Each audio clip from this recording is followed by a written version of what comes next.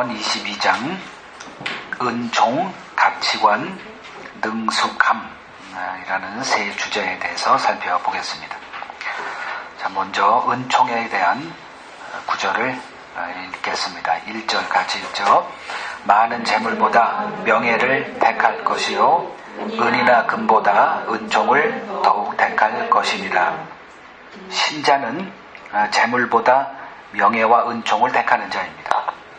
왜냐하면 하나님 앞에서 자신이 어떤 자인지 눈이 열렸기 때문입니다.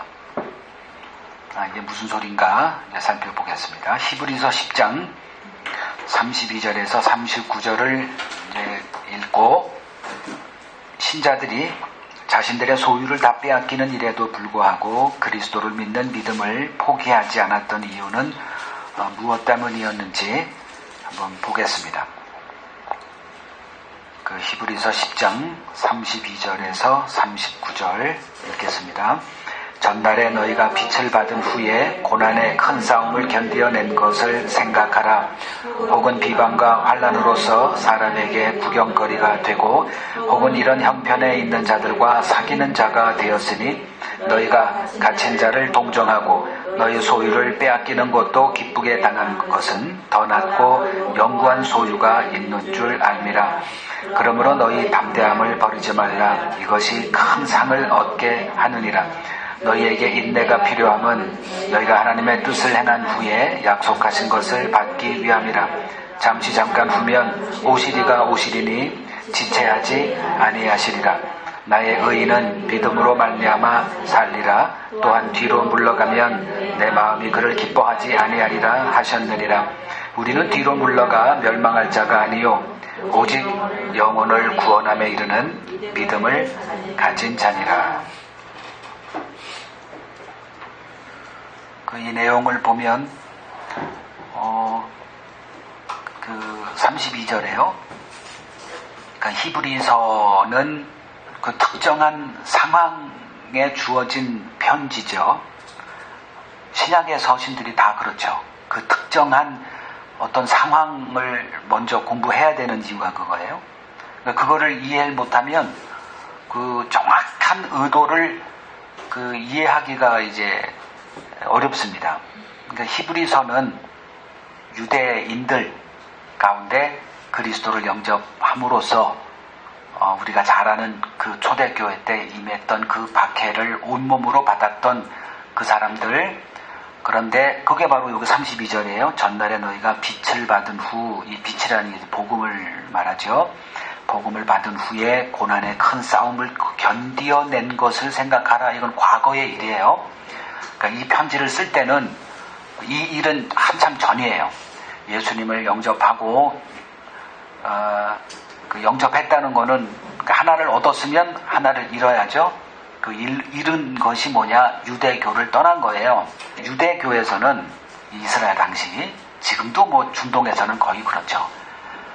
그 예수를 믿었다는 것은 그냥 목숨 건 행위예요.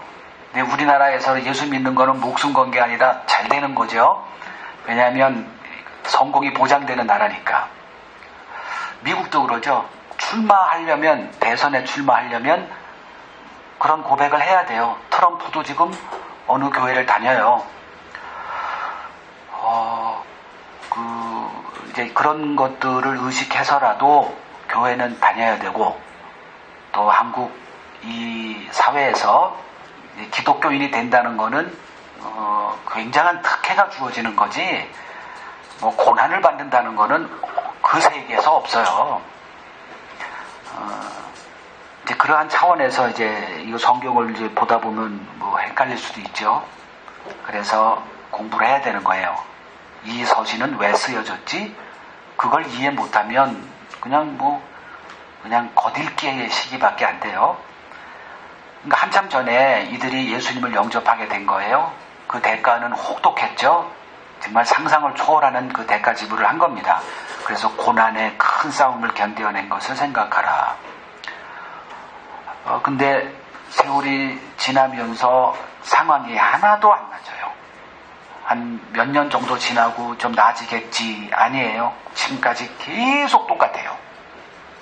그래서 이제 돌아가자. 못 견디겠다.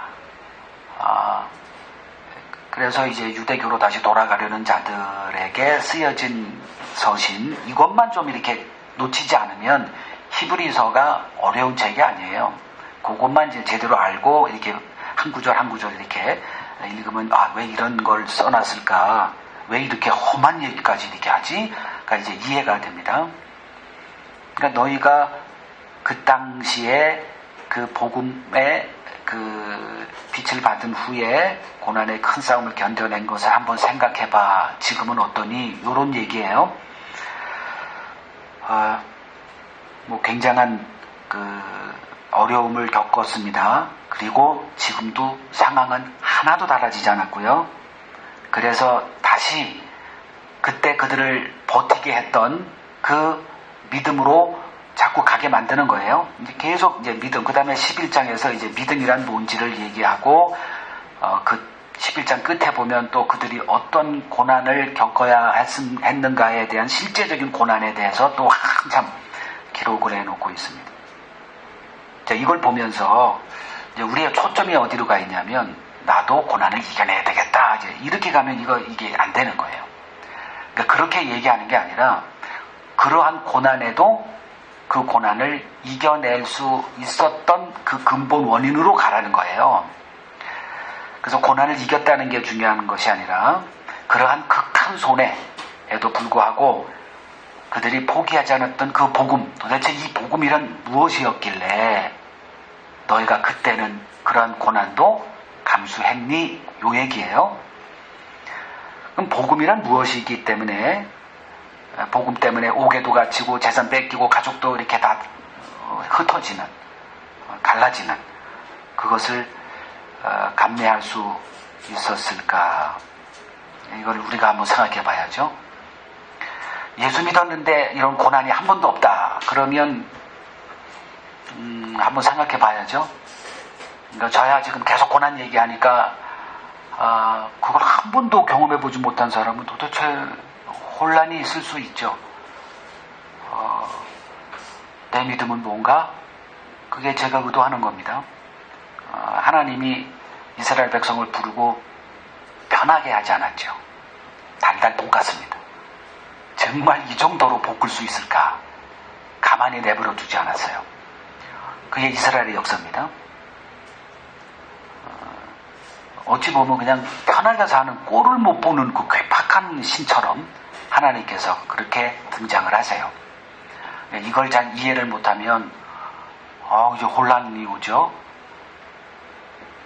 근데 오늘날 그러니까 자신에게 조금만 손해가 있거나 뭐 나를 좀 불쾌하게 만들었거나 그러면 뭐 교회 옮기는 거는 손바닥 뒤집는 식으로 하는 오늘날 기독교에서 과연 이들의 믿음은 어떤 믿음이었나 한번 보자는 겁니다. 그들의 믿음과 오늘날 우리가 말하는 믿음은 뭐 시대가 2000년 지났으니까 좀 더 고급화됐나? 좀 더 품격화된 21세기 버전의 믿음으로 하나님이 바꿔서 우리에게 주시나? 그런 건 아닐 거죠. 그러면 성경은 계속 버전이 업데이트가 되었죠. 그런 건 다 빼고 21세기에 고품격화된 복음의 성경책을 우리에게 계속 개정을 해서 줘야죠. 그런 부분 없습니다. 그냥 옛날 성경 껍데기나 좀 가죽으로 좀 더 좋아졌을 뿐이지 그 내용은 똑같아요. 언제나 그 자리에 머물러 있는 겁니다. 2000년 전으로 우리가 또다시 가는 거예요. 여기 39절을 보면 우리는 뒤로 물러가 멸망할 자가 아니요 오직 영혼을 구원하게 이르는 믿음을 가진 자다. 이게 그들이 그 고난에도 굴하지 않고 그 믿음 안에 서 있었던 이유입니다. 영혼을 구원함에 이르는 믿음을 가진 자 이렇게 얘기하죠. 이들은 뭘 보고 있었을까요? 복음이란 그들에게 임한 복음이란 뭘까요? 그들의 영혼을 구원하는 그 능력이 복음이었어요. 이 땅의 게 아닙니다. 영혼의 구원이에요. 육신의 구원을 말하지 않습니다. 지금 이들은 그 영혼의 구원을 때문에 지금 이 믿음을 지금 지켜서 이렇게 고난을 당한 거예요. 근데 힘드니까 이제 이것도 다 안 보여요. 이제 너무 힘드니까 그 다시 가려고 그래요.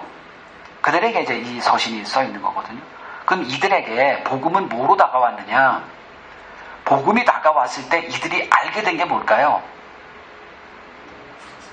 난 지금 망했구나, 이게 보이는 거예요. 처음에는 하나도 좋은 게 없습니다. 좋게 다가왔다 그러면 거절하시면 됩니다. 복음은 우리에게 굉장히, 그러니까 우리를 죽이는 것부터 등장해요. 그래야 내가 멸망 안에 놓여 있구나, 내가 하나님의 심판 아래 놓여 있구나가 보여야 영혼의 구원을 이루는 그 복음을 붙들죠. 이것이 없는 사람이 붙드는 예수, 그건 다른 예수죠. 다른 복음이에요. 내가 탄 배가 침몰하고 있다는 것을 알게 됐을 때 거기서 저녁 먹을 사람이 있어요? 없죠. 관심사가 완전히 달라집니다. 어떻게 이 배에서 탈출할 것만이 관심사예요. 이게 복음이 하는 겁니다. 난파선이야 지금. 근데 우리는 그 난파선이 보이지가 않죠. 거기 모든 게 다 있어요. 좋은 게. 아직 내 나이 젊어, 할 게 많아. 거기서 나오라는 소리가 와닿지가 않죠. 누가 나갈까요? 지금 이 배가 어디서 부딪혀가지고 밑에 구멍이 빠져가지고 지금 침몰할 것이라는 것을 본 사람이라면 그건 뭐 얘기할 필요 없어요. 교회 좀 나와주세요, 이런 얘기 할 필요가 없어요. 초대교회 때 복음이 선포될 때 그런 모습 없어요. 제가 아무리 찾아보려 해도. 이들이 보고 있었던 것은 복음이 들어와서 이들의 눈을 열어서 내 탄 배가 지금 침몰하고 있다는 걸 보게 된 거예요. 그래서 그 복음 붙은 겁니다. 생명의 눈이 열린 자들에게 이제 하나님께서 행하시는 게 뭐냐면, 내게 내가 준 그 믿음이 진짜인지 가짜인지를 끊임없이 하나님이 이렇게 시험을 통해서 알게 해요. 그 시험이 뭐냐? 고난입니다. 고난이 임할 때 내가 그걸 버티고 있더냐? 그러면 참 믿음이에요.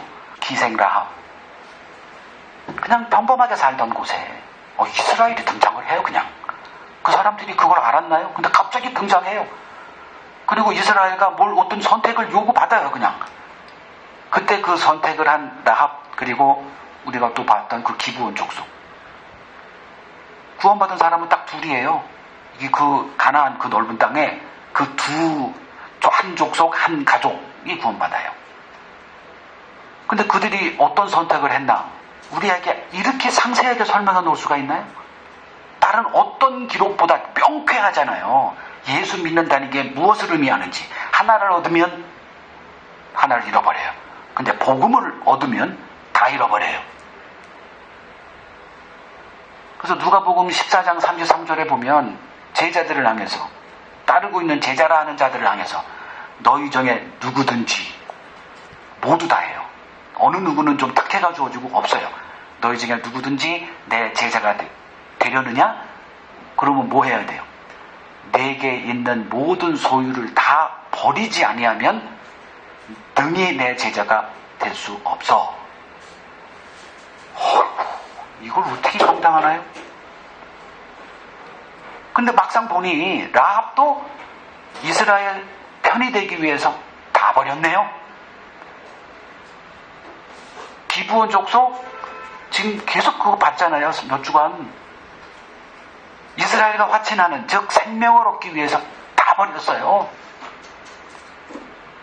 과연 내 믿음이 나에게 요구하는 그것을 내가 지금 알고 있느냐?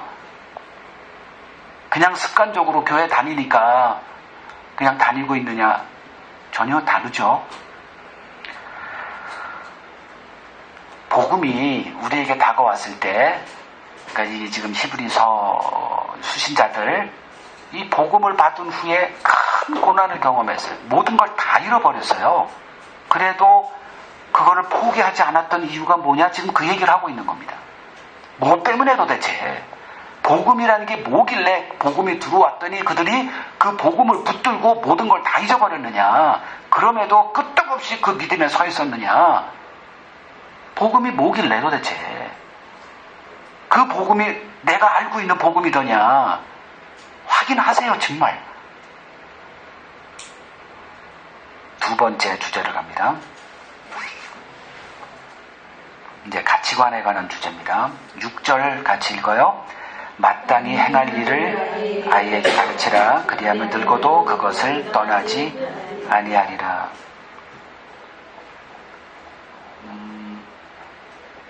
이제 마땅히 행할 길을 아이에게 가르치라.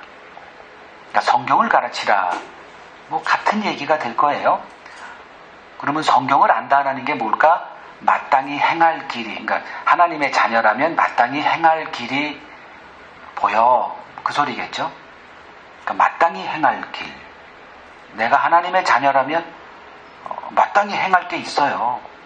그걸 가르치라는 거죠. 그냥 성경 지식을 가르치라는 게 아니에요. 첫째 책은 창세기야, 그 다음에는 출애굽기야, 이런 걸 가르치는 게 아니라 마땅히 행할 길을 가르치래요. 그러면 늙어서도 그 길 안 벗어나. 요게 가치관이에요. 지식을 가르치면 지식 잊어버리면 그냥 옛길 돌아가요. 근데 가치관을 심어주면 거길 버팁니다. 그래서 가치관이 중요한 거예요. 자, 잘 가르치는 사람이란 단순히 지식을 전해주는 자가 아니라 가치관을 심어주는 자입니다. 가치관이 심어지게 되면 한평생 그 가치관에 따라 살아가게 되기 때문입니다. 신자는 누구냐?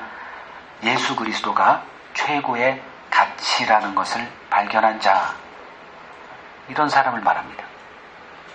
그 예수 때문에 모든 걸 다 잃어버려도 오케이, 이런 사람이 이제 성경이 말하는 이제 신자들입니다.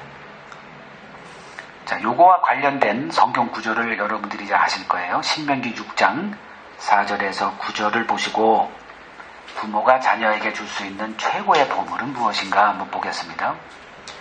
신명기 6장 4절, 흔히 쉐마 교육이라 하는 거는 여러분들이 들어보셨을 겁니다. 그 쉐마, 이게 들으라 그 소리예요. 이스라엘아 들으라. 우리 하나님 여호와는 오직 유일한 여호와이시니 너는 마음을 다하고 뜻을 다하고 힘을 다하여 내 하나님 여호와를 사랑하라. 오늘 내가 네게 명하는 이 말씀을 너는 마음에 새기고 내 자녀에게 부지런히 가르치며 집에 앉았을 때든지 길을 갈 때든지 누워 있을 때든지 일어날 때든지 이 말씀을 강론할 것이며 너는 또 그것을 내 손목에 매어 기호를 삼으며 내 미간에 붙여 표로 삼고 또 내 집 문설주와 바깥문에 기록할지니라. 그리스도인 부모라면 이 구절 아마 암송까지 할 겁니다. 교회마다 쉐마 교육 열풍이 분 적도 있고요. 아마 지금도 이것을 하는 데가 있을 거예요. 그래서 이스라엘 부모들은 자녀를 어떻게 가르치나 이걸 또 배워온 박사학위에 있는 사람도 또 있더라고요. 그래서 이제 그것을 돌아다니면서 교회를 이렇게 돌아다니면서 그 쉐마 교육을 이렇게 강론해요. 한 일주일 단위로 이렇게 일주일씩 이렇게. 뭐 그리스도인 부모라면 누구나 자신들의 자녀들이 성경을 잘 아는 자녀로 성장하는 그러한 소망이 있을 거예요. 그래서 교회에서 뭐 여름 성경학교를 요구하기도 하고 안 하면 또 그런 일이 있을 때 자녀를 시간을 내서 참석을 시켜요. 근데 이 구절을 잘 보세요. 질문합니다. 자녀 교육을 교회에게 맡겼습니까? 부모에게 맡겼습니까? 부모에게 맡겼죠. 근데 많은 부모들이 자기가 애를 키우지 않고 어린이집으로 위탁을 합니다. 그리고 일 벌어지면 막 고소하고 CCTV 달아라? 그때 지들은 뭐 하고 있으면서? 교회가 책임져야 돼요? 부모가 책임지라고 했습니까? 부모가 책임져야 돼요. 근데 그거를 자기가 못하니까 교회에 떠넘겨요. 자, 첫 단추가 잘못되니까 다 억울해지는 거예요. 아닌 사람들을 그리스도 만들 책임이 교회 목사에게 주어집니다. 그렇게 만들어 놓으면 우리 목사님 최고래요. 그러니까 성경을 모르니까 엉뚱한 그림을 그리고 하는 거예요. 그러니까 서로 다 책임이 있다고 저는 봐요. 성경을 모르는 신자들이나 또 어정쩡하게 성도의 그 비위를 맞춰서 그렇게 하는 목사들이나 다 똑같다고 저는 생각합니다. 제가 여기서 이제 좀 포인트를 잡아 드릴게요. 4절에서 9절을 읽었습니다. 여러분 마음속에 딱 와닿는 이거 진짜 중요하다가 어떤 구절이에요?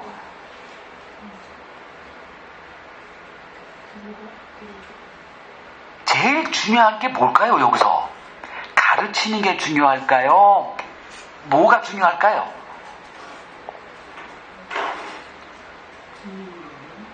6절, 요건 힌트를 6절. 마음에 새기는 일이 중요합니다. 마음에 새기는 것과 이게 머릿속에 하는 거는 달라요. 마음에 새기라는 것은 이렇게 표현할게요. 네 거로 만들어, 이 소리입니다. 네 거로 만들지 않고 가르쳐 보세요. 헛밖에 돕니다. 왜? 능력이 없어요. 내 거를 할 때는 달라요. 확실히 다릅니다. 여러분들이 말씀을 듣고 제가 계속 요새 강조하는 거 있잖아요. 여러분 미안하지만 힘들고 피곤할 다 그러지만 제대로 신앙생활 하길 원하면 개인적인 성경 공부 시간 진짜 마련하세요. 그렇지 않은 사람하고 대화보면 뽀롱이 뻥뻥 나요.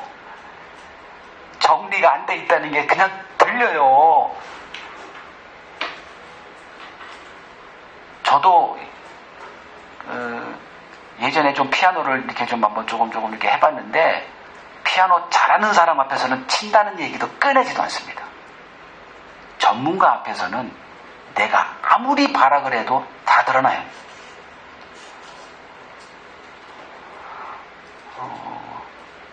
새겨야 됩니다. 말씀을 네 마음에 새기고 하래요. 근데 이걸 안 하는 거. 그냥 들은 걸 그냥 이렇게 전달만 해. 그건 무슨 능력이 있을까요? 자, 새겼기 때문에 어떤 일이 가능해요? 길 가서든 잠에서 깰 때든 잘 때든 밥 먹을 때든 이거 새기지 않는 사람은요 죽었다 깨어나도 일 못해요. 근데 새기질 않거든요. 복음이 그냥 누구 거예요. 어느 목사님 거. 내 겁니까? 저는 묻고 싶은 거예요. 앵무새가 되지 말고 내가 주체가 되는 거예요. 그래서 사도 바울이 얘기했던 내 복음이란 단어까지 갔어요. 이걸 안 해놓고선 흉내만 내니까 일이 어그러지죠.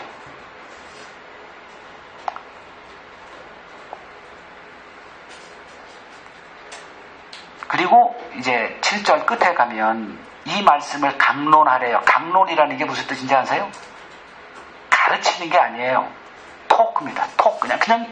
그냥 평범하게 얘기하는 거예요. 이거는 가슴에 새겨지지 않은 사람, 이 하나님의 말씀이 내게 체득화돼서 이것까지 되지 않은 사람은 이렇게 자연스럽게 얘기 못해요.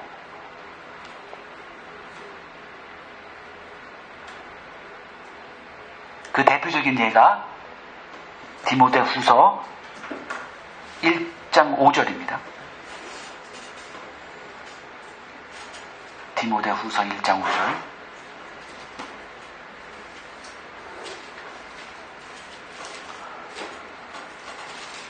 같이 읽죠. 이는 내 속에 거짓이 없는 믿음이 있음을 생각함이라. 이 믿음은 먼저 내 외조모 로이스와 내 어머니 유니게 속에 있더니 내 속에도 있는 줄 확신하노라. 이거 보면 굉장히 복음의 혹은 믿음의 명품 가정 같죠. 다들 이걸 보면 부러워해요. 이런 가문을 만들 수 있을까요? 답을 얘기하면 불가능합니다. 이건 우리가 하는 게 아니기 때문에 그래요. 만들려고 하는 흉내도 내지 마십시오. 그냥 내가 내 마음속에 하나님의 말씀을 채워놓는 내가 할 수 있는 일만 하면 돼요. 그러면 하나님이 필요하시면 나를 사용하실 것이고 어느 때든지 사용하실 거예요. 자, 이거 보세요. 바울이 그 루스드라죠? 디모데를 만난 데가 2차 전도 여행 때 마가 요한 때문에 바나바와 대판 싸우고 서로 헤어져요. 그리고선 이제 신라를 데리고 바울은 이제 저쪽 터키 지역으로 가요. 바나바는 구브로 지역으로 가고, 그 터키 지역을 갈 때 첫 그 성읍 루스드랄 거예요. 거기서 디모데를 만나요. 디모데를 봤을 때 거기 성경에서 뭘 바울이 관심을 가졌냐면 그 주변 지역에서 칭찬 듣는 자래요. 뭐 인품이 좋아서 칭찬 그걸 하는 건 아닌 거고, 성경에 믿음을 칭찬했다 이런 거겠죠. 이걸 지금 여기서 얘기하고 있는 거예요. 내 속에 거짓이 없는 믿음이 있음을 내가 생각했다. 그래 놓고 이 믿음이 먼저 네 외조모 할머니 로이스, 너희 어머니 유니게 타고 내려왔다. 너에게도 있는 줄 내가 확신한다. 이렇게 된 거예요. 마땅히 행할 일을 아이에게 가르치기. 이 아이가 꼭 자녀냐는 아니죠. 하나님이 내게 준 맡긴 양이 있어요. 마땅히 행할 일을, 가치관은 저도 지금 뭐 성경 지식을 가르치지 않잖아요. 해석을 함으로써 그 가치를 가르칩니다. 그러면 안 떠나죠. 해석이 됐기 때문에.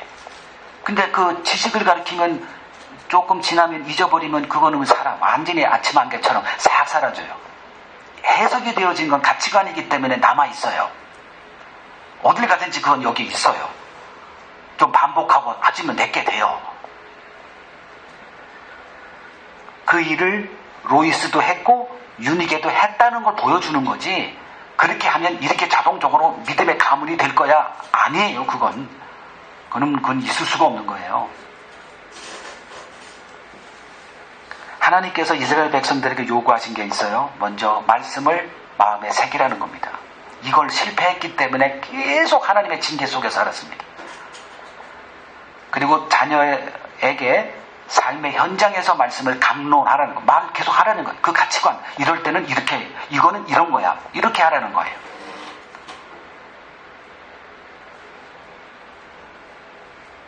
그러니까 여러분들이 이런 사람이 되기를 기대하고 저는 지금 여기서 말씀 사역을 하고 있습니다. 저는 여러분들에게 기대하는 게 딱 하나 있어요. 여러분들이 어느 순간에도 항상 하나님이 보내진 자를 이게 있어. 이건 복음을 이렇게 전해야 되니까. 그러니까 교회를 증인이라고 그랬잖아요. 그러면 여러분들이 어느 순간에도 그 말씀을 내게 새겨졌다면 변조가 가능해요. 그때 상황에 맞게. 그거를 가르치는 거예요. 자, 내 마음에 새긴 것 예월 하나 드려드릴게요. 사도행전 19장에 보면 퀴즈 갈까요? 퀴즈. 정권사님 잠깐 이따가 찾으시고요. 사도행전 19장 하면 딱 떠오르는 거 혹시 있나요? 요 정도로 성경 공부하신 분이 있나 모르겠어요. 제가 예전에 했던 게 그거예요. 창세기 17장 창세기 32장 이렇게. 그러면은 성경이 외울 수는 없잖아요. 근데 장수로 하면 굉장히 도움이 돼요. 사도행전 19장. 없구나. 나보다 하수구나.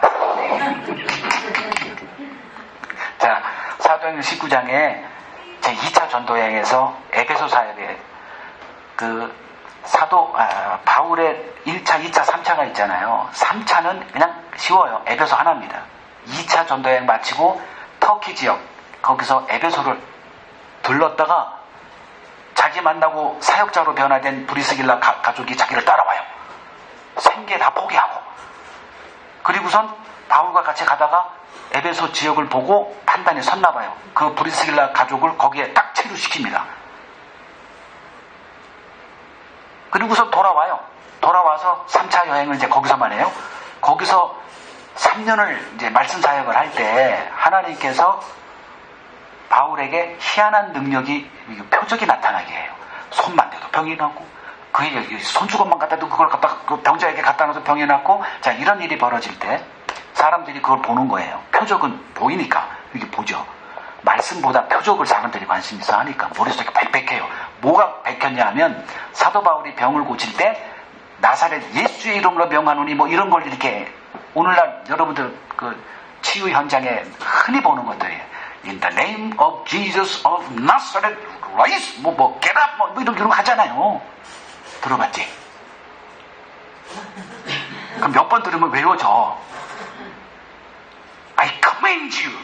그리고 in the name of Jesus of Nazareth. 한번 이렇게 해요.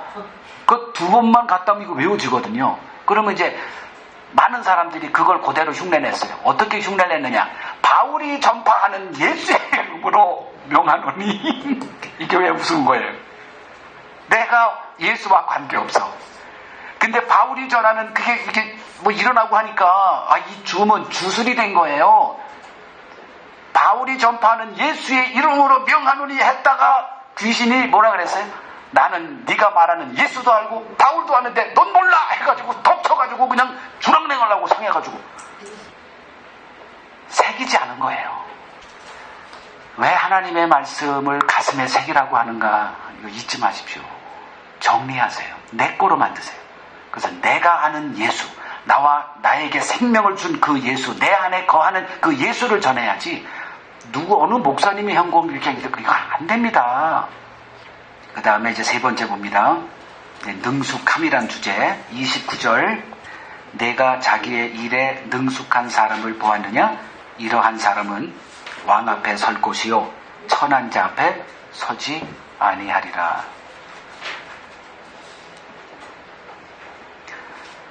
능숙한 사람, 어떤 일에 능숙한? 자기의 일에 능숙한 사람을 보았느냐? 이 사람은 어디에 선다? 왕 앞에 선대요. 이건 뭐 세상 상식으로 딱 봤을 때 무슨 말하는지 딱 들어오죠. 이 세상에서 왕들이 하는 일은 이런 사람이에요. 자기 일에 능한 사람을 이렇게 뽑아냅니다. 사울이 그랬죠. 유능한 군사들 다 자기 주위에 이렇게 포진하는 일부터 합니다. 자기 왕권을 보호한 다음에 나라를 뭐 해요. 그럼 뭐 누구나 다 마찬가지죠. 그렇게 보면 또 그런 말이에요. 근데 여기서 우리가 머물러 있으면 안 되죠. 자기 일에 능숙한 사람을 보았느냐? 이런 사람은 천한 자 앞에 가는 게 아니라 사람에게 소문 나가지고 왕 앞에서 존귀하게 쓰임받아. 그런 내용인데 이게 무슨 의미로 우리에게 다가오느냐? 자, 사람마다 자신의 전문 영역이 있기 마련입니다. 어려서는 이것저것 모든 분야의 지식을 섭렵해서 공부해요. 그래서 내게 맞는 전공 분야가 뭐냐를 찾아주는 그 과정을 겪어요. 그리고 나서 이제 내가 요게 적합하구나 해서 그 길 찾아가요. 이제 이땐 전문가의 길을 갑니다. 그러나 성장하면서 이제 자신의 기질, 적성에 맞는 길을 누구나 이제 찾아가게 됩니다. 자기 일에 능숙한 사람으로 다 세워져 가게 돼 있습니다. 그러면 그리스도인 우리들에게 이걸 적용을 해보자는 거예요. 사도행전 8장 4절을 보죠. 하나님이 우리를 불러서 무엇에 능숙한 자 되기를 원하실까? 이게 주제예요. 사도행전 8장 4절. 그 흩어진 사람들이 두루 다니며 복음의 말씀을 전할세. 자, 여기서 흩어진 사람들은 왜 흩어졌죠? 복음을 전하기 위해서 흩어졌다면야 제 별로 설명할 게 없어요. 근데 흩어진 이유는 핍박 때문에, 예수 믿었다는 것 때문에 잡아 죽이니까 도망가면서 뭐 했다? 말씀을 전했다는 거예요. 이건 충격적인 거죠. 이게 초대교회 신자들이 능숙했다는 그 전공 분야가 뭐냐? 이거예요. 자, 흩어진 사람들이 두루 다니며 복음의 말씀을 전할세. 얼마나 말씀에 치열하게 공부했으면 그냥 저절로 성경님만 그런 법은 없습니다, 여러분. 이 정도 하지 않고 그 예의가 아니죠, 부르신 분한테. 주님은 우리의 눈을 뜨게 하기 위해서 자기 아들까지 죽였는데 이렇게 인색하게 성경 공부하실 겁니까, 정말? 제가 대변해드리죠. 역겹다라고 아마 주님이 하실 것 같아요. 오늘 아침에도 제가 우리 자녀들을 깨우고 좀 역정을 냈습니다. 제 아내한테는 이런 얘기했어요. 이런 일 좀 맡아서 하면 안 돼? 그래, 사랑받아서 좋겠다. 정말 여러분 개인 성경 공부하셔야 됩니다. 언젠가 주님 앞에 섭니다. 그때 내가 너에게 이런 기회를 줬는데 어떻게 하다 왔니? 진짜 준비해야 돼요. 그럴 때마다 찔끔찔끔합니다, 저도.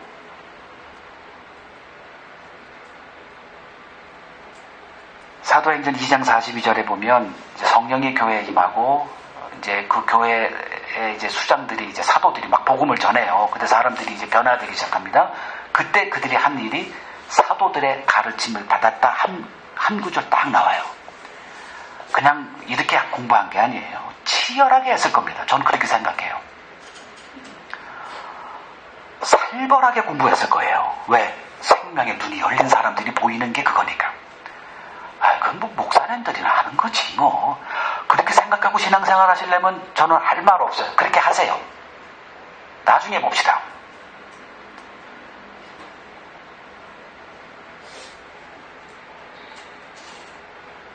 또 하나 얘가 있죠. 사도행전 8장에 이제 광야로 빌립을 보내세요. 왜 그런가? 갔더니 에디오피아 내시를 만나게 됩니다. 그때 이유를 알게 된 거야. 하나님이 날 여기로 보낸 이유가 이거였구나. 그래서 뭐 성경을 읽고 있어요. 얘를 오늘날 버전으로 하면 교회는 다니고 있어요. 근데 막상 대화해 보니까 아무것도 몰라. 그냥 전통을 따라서 부모도 기독교인, 나도 기독교인. 앞으로 주구장창 우리는 교회를 안 떠날 거예요. 그게 무슨 의미가 있어요, 그게. 그 사람을 본 거예요. 그 전통을 따라 유대교인은 됐고, 그러니까 절기에 따라서 이제 예루살렘에 와서 절기 지키고 가는데 아무것도 몰라. 그때 이제 그 성경을 읽고 있는 걸 보면서 내가 지금 읽고 있는 것 알고나 읽으십니까? 그랬더니 가르쳐주는 자가 없는데 어떻게 알겠어요? 그래서 이제 얘기하다 보니 가만히 보니 이 사람은 이건 달라요. 어서 내 마차에 타세요. 옆에 딱 태워놓고 붙들고 내가 이해될 때까지 입을 열어 가르치라고 합니다. 얼마나 갔는지는 아무도 몰라요. 그러나 그가 가르치는 걸 이 사람이 이제 깨닫게 되고 자기가 스스로 빌립에게 나한테 세례를 좀 베풀어 주세요. 준비 안 돼 있었다면 빌립이 어떻게 그걸 하겠어요? 제가 지금 이사야서 53장 읽고 있으니까 그거 주석으로 공부해가지고 이런 게 아니에요. 그냥 무조건 가라는 거예요. 갔더니 뭘 보고 있어? 뭘 봐는 했더니 이사야서 53장을 읽고 있어요. 준비 안 돼 있었다? 그럼 나도 모르는데 입 딱 다물고 모른 척하고 웃었겠죠. 새겨져 있었으니까. 이 말씀이 내게 새겨져 있었으니까 가능한 거예요. 능숙한 자, 왕 앞에 서느니라. 하나님 앞에 설 자가 누구예요? 여러분 전공 분야 능숙하십시오. 그건 여러분 먹고 사는 일이니까 능숙해야 됩니다. 그러나 하나님 앞에 설 자가 있어요. 복음에 능숙한 자입니다. 이건 하나님의 관점이에요. 하나님은 복음 하나밖에 관심 없어요. 창세전부터 그리스도 안에서 우리를 택했고 모든 것들이 다 그리스도의 언약으로 끌고 왔고 때가 돼서 아들을 보내서 십자가에 죽으시고 그 피로 언약 백성들의 죄를 사하시고 지금 그들을 불러서 그 언약의 피에 집어넣어서 생명 얻게 하시고 그리고 그들을 입을 통해서 그들이 전하는 그 복음으로 생명을 또 얻게 하는 그 일을 지금 계속하세요.